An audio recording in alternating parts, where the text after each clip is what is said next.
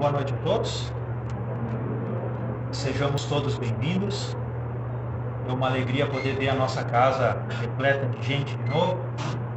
Apesar de que sabemos que também está repleta de desencarnados, mas que bom que gradativamente a gente pode retomar as nossas atividades. Que bom que nós podemos acolher a todos aqui para que juntos nós possamos nos fortalecer, nos amparar e também seguir juntos as nossas lutas. É chegado o momento de nós darmos início às nossas atividades da noite de hoje e por isso eu convido a todos que façamos a nossa prece inicial. Para isso, eu convido a todos que elevemos o nosso pensamento ao alto, aqueles que se sentirem à vontade podem encerrar os olhos e nesse momento lembremos do nosso Mestre Jesus, visualizando à nossa frente, junto conosco, de braços abertos, um lindo sorriso no rosto a nos acolher. E cada um de nós, com humildade, respeito e com todo o carinho que nós temos por Ele, e assim digamos: obrigado, Senhor, pela oportunidade que nos dá de estarmos aqui, reunidos em Teu nome. Obrigado, Jesus, por todo o carinho, por todo o amparo que nós recebemos. Pedimos que possamos nos sentir fortalecidos, protegidos, confiantes, para que assim possamos vencer as dificuldades da vida. Rogamos auxílio também para que possamos compreender os ensinamentos da noite de hoje e também a coragem necessária para pô-los em prática em nossas vidas.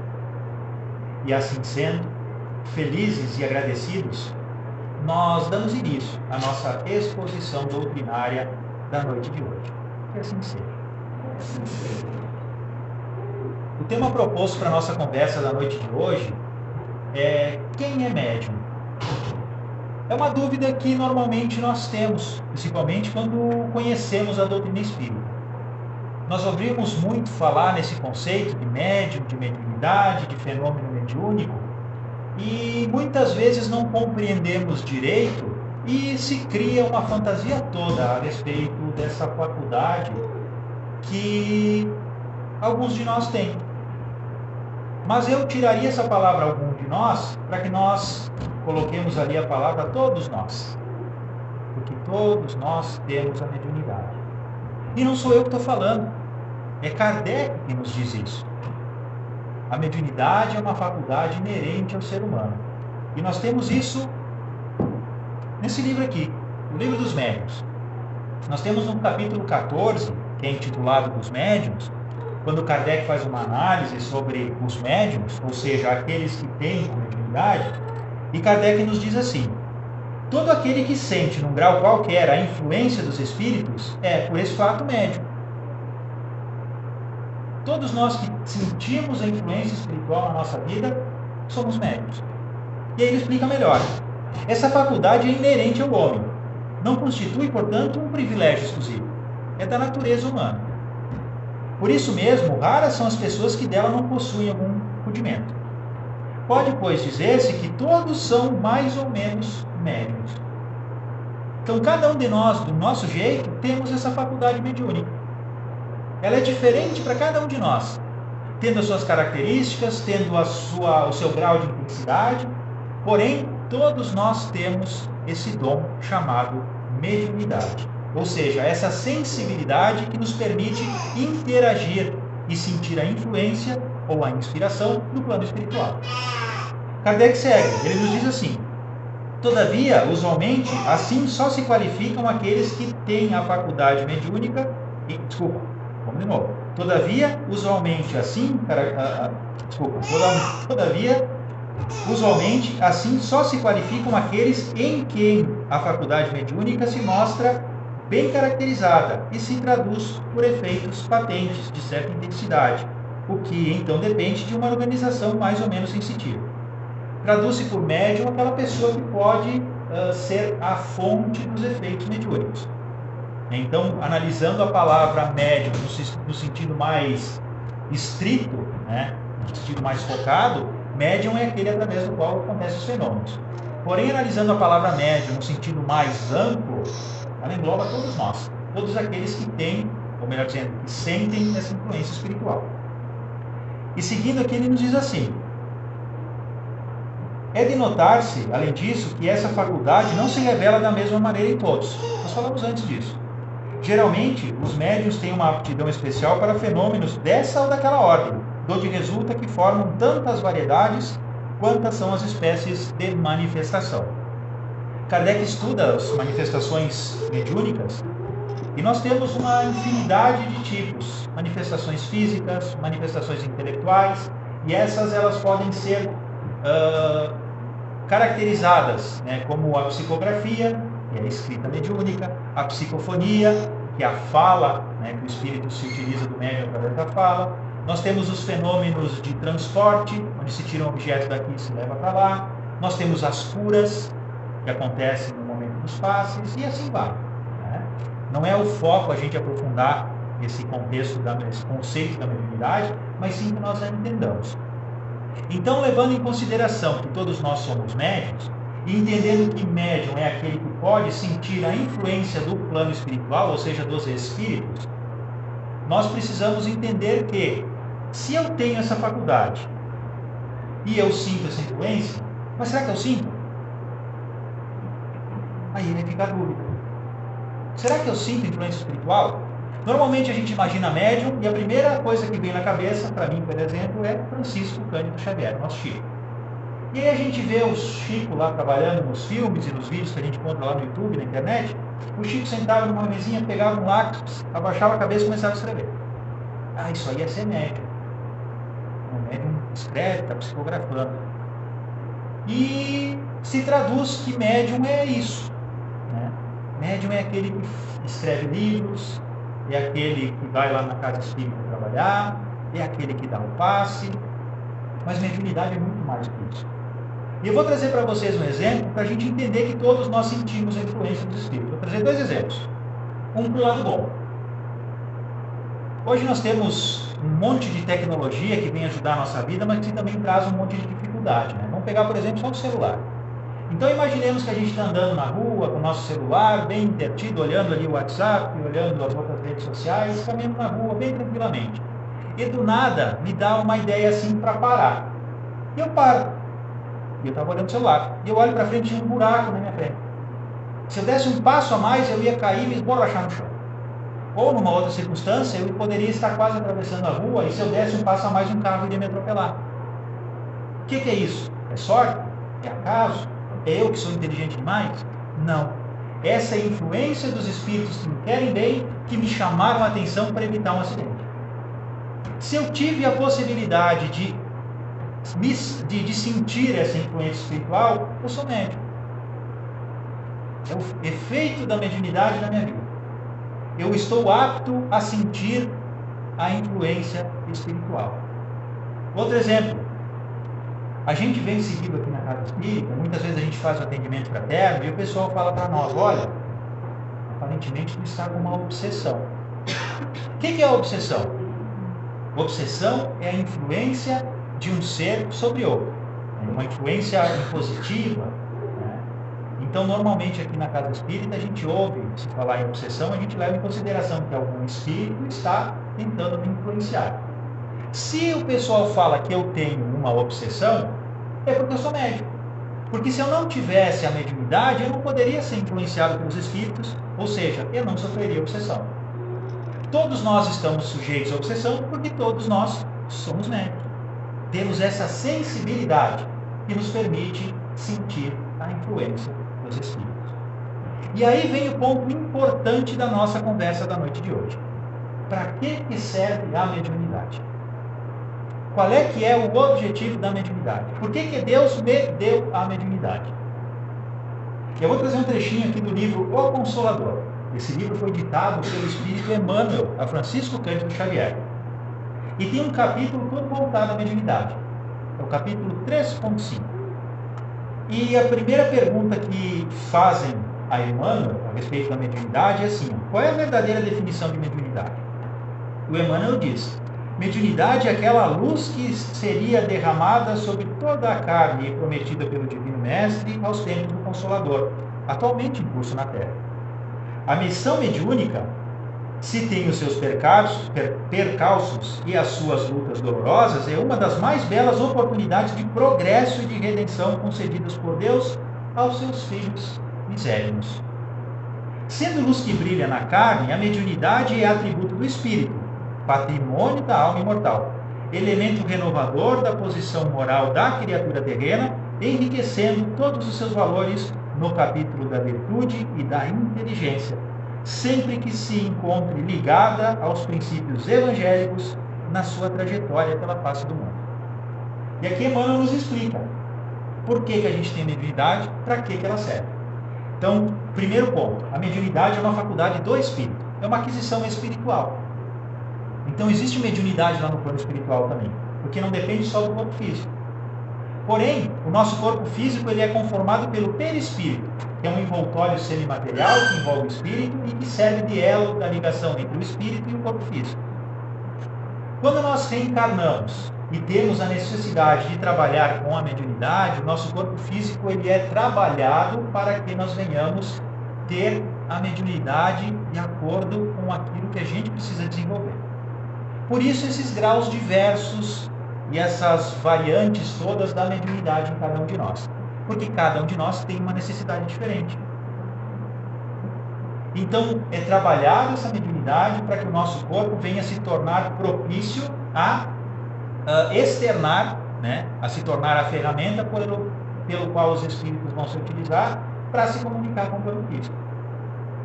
Então, a mediunidade, como nos diz o Espírito Emmanuel, ela tem por objetivo primordial dar a nós, encarnados, a oportunidade de trabalho, de aprendizagem, de educação e de crescimento moral. A mediunidade vai abrir portas para que nós possamos sentir em nós a realidade do plano espiritual. E aí eu não vou ter a oportunidade de dizer assim, não, mas eu não sabia que existia vida após a morte, que a morte é só uma transição. Eu sinto os espíritos conversando comigo, se comunicando por meu intermédio, trazendo exemplos, trazendo ensinamentos que vêm nos educar e nos preparar para a verdadeira vida, que é a vida espiritual. Essa oportunidade que nós temos através da mediunidade de interagir com o plano extrafísico nos traz infinitas possibilidades de conhecimento e de aprimoramento. Outro ponto importante, através da mediunidade nós temos a oportunidade de conhecer novos trabalhos que nos ajudarão a desenvolver os nossos sentimentos. Através das atividades que a gente desenvolve aqui na Casa Espírita, nós podemos entrar em contato com um monte de gente, com diversas pessoas que passam realidades muito diferentes das nossas. Nós aprendemos a nos importar uns com os outros. Nós temos as nossas sensibilidades ampliadas e assim gradativamente nós vamos nos transformando. Porque a gente aprende através da mediunidade também a amar as pessoas de maneira verdadeira, tentando pôr em prática aquilo que o Cristo nos ensinou quando ele pediu assim: amai-vos uns aos outros como eu vos amei. Entendendo esse conceito de que Jesus nos ensina a amar e pede com todo carinho e com toda a paciência do mundo que a gente aprenda a amar da mesma maneira que ele nos ama. E nada melhor do que um trabalho para aprender a amar. Porque quando a gente está junto com as pessoas, nós aprendemos a compreendê-las, nós aprendemos a amá-las, porque a gente está junto com a sua realidade, entendendo que a realidade dela não é muito diferente da minha. E nós conseguimos vislumbrar e também sentir no nosso coração como é bom fazer o bem.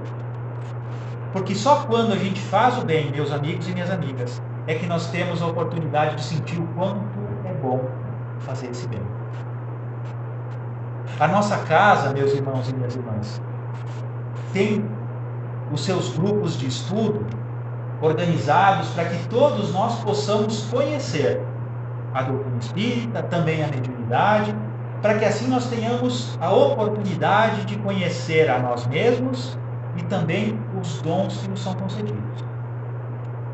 Ninguém precisa vir na nossa casa estudar mediunidade imaginando que vai ser obrigado a ser médium. Não é esse o intuito. O intuito dos grupos da mediunidade é ajudar as pessoas a se conhecerem, para que, se conhecendo, possam diferenciar a influência espiritual daquilo que me pertence, para que nós possamos interagir com a vida, entendendo que os espíritos buscam me influenciar, buscam me inspirar, mas eu preciso escolher aquilo que eu quero para mim, se as boas influências ou as más. E cabe a cada um de nós escolher, lembrando que a mediunidade trabalha, né, ou age por intermédio do pensamento. Se nós estivermos sintonizados com os bons espíritos, estaremos sintonizados com este e a influência destes será muito mais intensa em nós. Agora, se eu estiver com pensamentos inferiores, se eu estiver extremamente bravo, se eu estiver deprimido, entristecido, a tendência é que eu venha sintonizar com espíritos inferiores. E aí, crio campo para que a influência deles esteja mais presente comigo. E se nós somos influenciados por espíritos inferiores, a tendência é que a gente venha se inferiorizar cada vez mais, adentrar em processos depressivos, em tristeza profunda, agir com incoerência.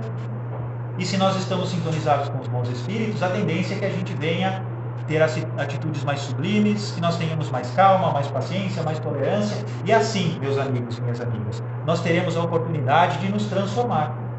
A mediunidade é um dom que nos é dado para que a gente use para o bem nosso e para o bem de todos à nossa volta. Aprendamos a usá-lo. Aqueles que se sentirem à vontade, agora nós já estamos no final do ano, mas no comecinho do ano que vem nós temos os nossos grupos de estudo retomando. Se informem aqui na casa, venham conhecer, para que conhecendo a gente se amplie os nossos conhecimentos, se torne mais confiante e consiga viver e conviver melhor com todas as provas e expiações que a vida nos traz. O nosso tempo urge, o tempo passa voando e a gente fala demais, né? Mas precisamos respeitar o nosso reloginho. Eu agradeço pela atenção de todos, espero ter podido tocar em alguns assuntos. Para falar sobre mediunidade a gente poderia falar a noite inteira, né? Mas o tempo não nos permite. Então, espero ter sido claro, e aqueles que têm vontade de conhecer mais, estudemos o Livro dos Médiuns. É um livro excelente, que vai nos fazer muito bem. E tem mais uma infinidade de obras que a gente tem disponível na nossa biblioteca para emprestar. Nós temos livros lá na livraria também, que vão nos trazer conhecimentos muito importantes. E agora, antes da gente fazer a nossa prece de encerramento, a gente tem as nossas evangelizadoras da juventude, a Patrícia e a Gabriela, que vão vir aqui ler uma mensagenzinha para nós. Então, convido a todos para que a gente acompanhe.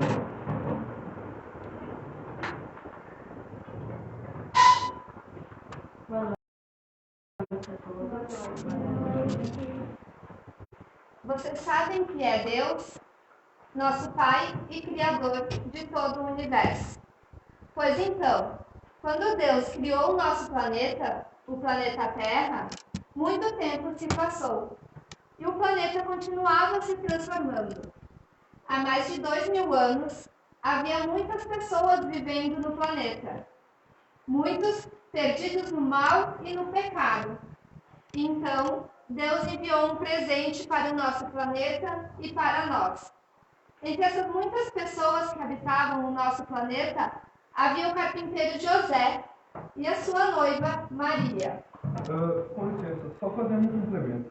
Para algumas religiões, a concepção de Maria é tida como um milagre, através da ação do Espírito Santo. Já segundo a doutrina espírita, não existem milagres. Todos os acontecimentos fazem parte da lei natural. A reencarnação de Jesus foi minimamente planejada pela espiritualidade superior. Certo, muito obrigada. Então, um dia, a jovem Maria foi informada por um anjo chamado Gabriel.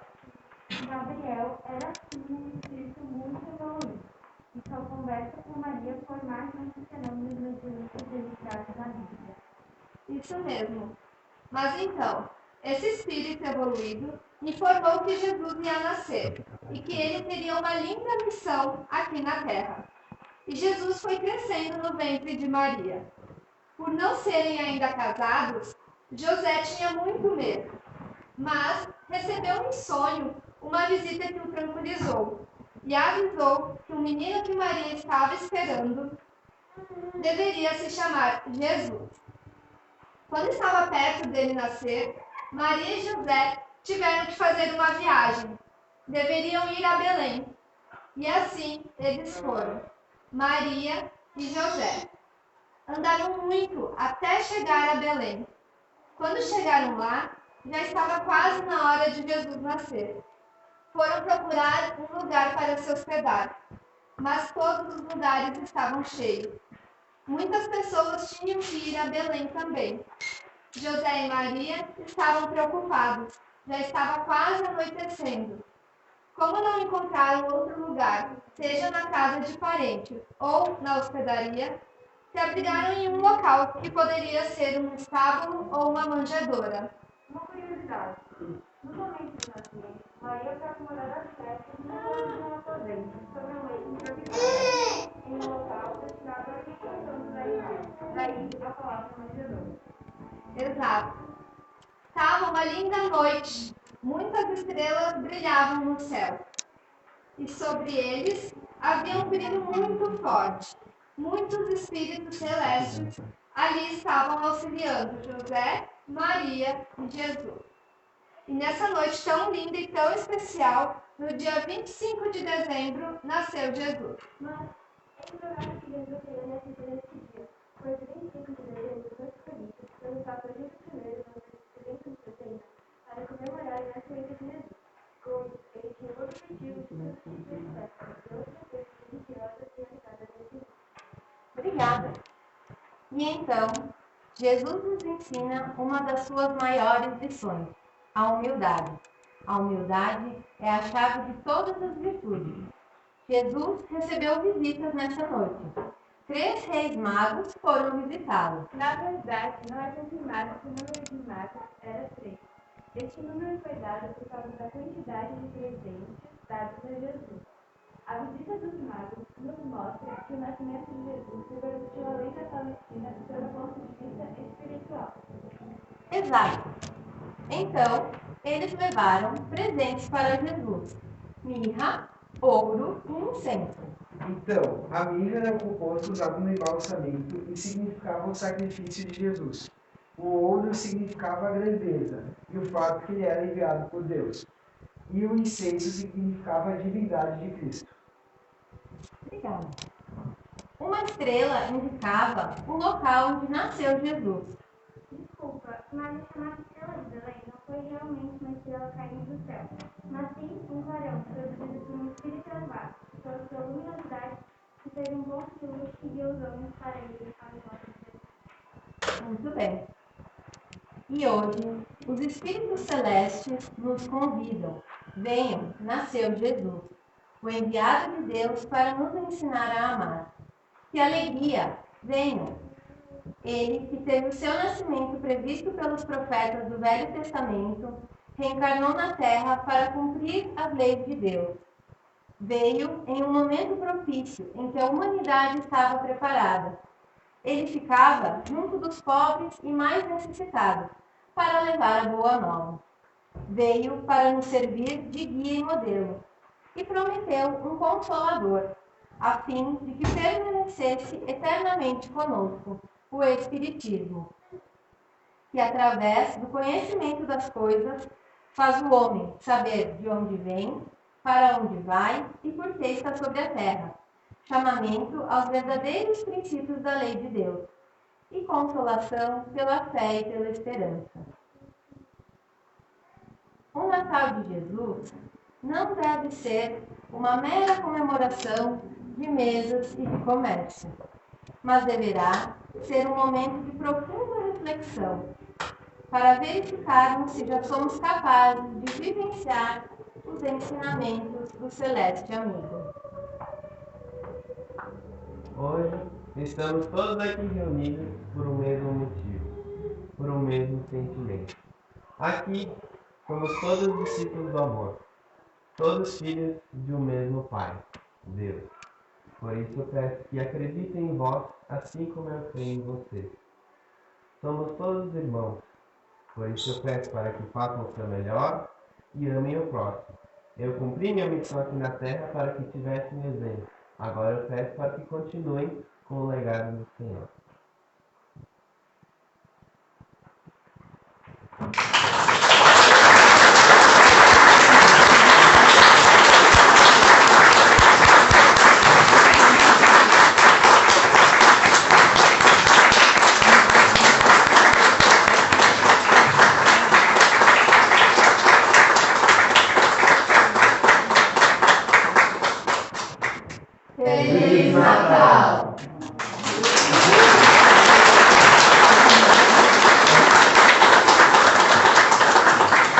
Então a gente é da Juventude Espírita, a gente agradece a presença de todo mundo. A gente se reúne nos sábados às 2 horas. Jovens que tiverem interesse em participar dos 13 a 17 anos, sejam muito bem-vindos. Obrigada.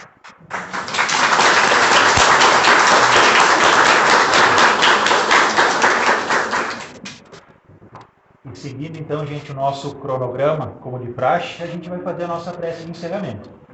Mas antes, lembrando que nós estamos chegando nos nossos períodos de festas, a gente lembra que a nossa casa não terá recesso, tá?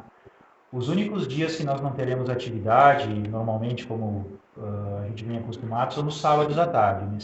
Nesse caso, nesse ano, nos dias 25 e no dia 1º, a nossa casa estará fechada, porém nos demais dias os trabalhos seguem normalmente. E a outra alteração que nós vamos ter vai ser na véspera do Natal, no dia 24 e no dia 31, que os trabalhos ocorrerão às 18 horas e não às 20 horas, como nós estamos acostumados, tá? Então, sintam-se à vontade para estar conosco aqui e nós estaremos acolhendo a todos como sempre viemos fazendo, tá? Será uma grande alegria poder contar com a presença de vocês aqui. Então, para que a gente faça a nossa prece de encerramento, eu convido a todos que mantenhamos o nosso pensamento elevado, lembrando mais uma vez de Jesus, com essa alegria que nos invade o coração depois da apresentação que os nossos jovens fizeram, agradecendo a Jesus por tudo aquilo que nós recebemos. Obrigado, Mestre, por todo o carinho e amparo que nós recebemos nesta noite, nesta casa. Agradecemos a equipe espiritual que nos envolve com as suas energias benfazejas, renovando as nossas energias, minimizando as nossas dores, ampliando a nossa coragem, a nossa fé e a nossa esperança. Pedimos, Senhor, que o teu amparo esteja conosco sempre, para que possamos vencer as provas, as expiações que a vida nos oferece, para que assim venhamos construir o caminho de paz e de alegria que tanto desejamos. Ajuda-nos, Jesus, a aprender a amar verdadeiramente, que possamos aprender a fazer pelo próximo o que queremos a nós mesmos, de maneira verdadeira, sempre, em tudo aquilo que nós realizarmos. Pedimos que o teu amparo esteja sempre junto conosco, nos amparando, nos protegendo, envolvendo também os nossos lares, os nossos ambientes de trabalho, de estudo, para que a paz e a harmonia estejam lá presentes. Pedimos também, Senhor, por todas as pessoas que nós sabemos que precisam de Ti, os nossos entes queridos, os nossos familiares, os nossos amigos, que a Tua paz e a Tua luz envolvam e proteja a todos. E assim sendo, Senhor, felizes e agradecidos, nós rogamos que a Tua paz esteja com todos, hoje e sempre. Muito obrigado, Senhor. Muito obrigado, senhoras e senhores. Que assim seja.